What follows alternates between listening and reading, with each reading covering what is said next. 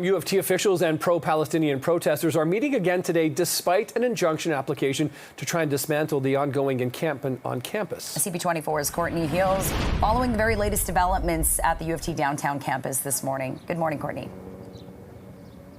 Good morning, Jennifer and Nick. And we've had a chance to hear from some of the demonstrators here set up at the U of T campus. We talked to them yesterday about these ongoing talks with the university.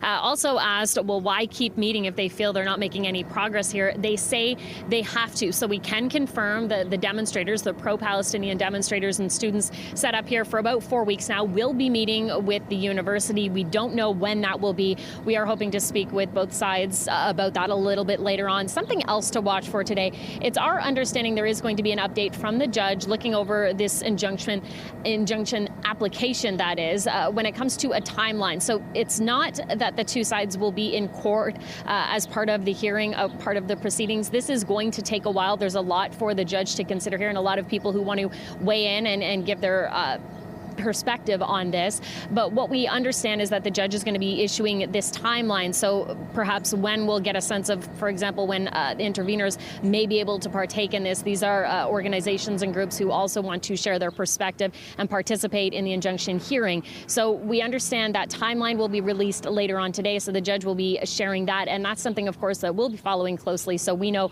when there is a possibility of this, the arguments going forward for the school. Now, what we have heard from the University of Toronto, part of the reason they say they're seeking this injunction is they say this encampment causing irreparable harm. They say they have concerns with the health and safety here at campus. They have maintained for several weeks now that this should not be here, that it's not allowed. They issued trespass notices last week.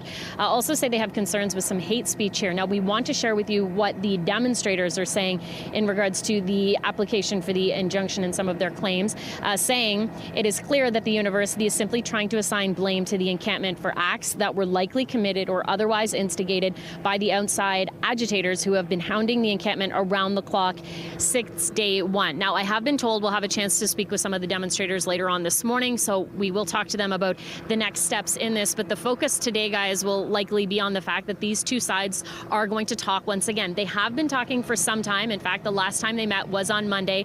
But what we heard from demonstrators, they say they're not really getting anywhere with those talks. They say their message is clear. They want the school to divest, redirect. They say if their demands aren't met, then they aren't going anywhere, and that's why they are still set up at the encampment behind me here. So stay tuned. Obviously, a lot to follow with this story, but the latest, this encampment's been here for about 28 days. The demonstrators say they are not planning to move, and the university going forward with the court proceedings on this, applying for the injunction to have the police help remove the encampment. Over to you. All right, that is CP24's Courtney Hills live for us outside of King's College Circle at U of T downtown. Thank you.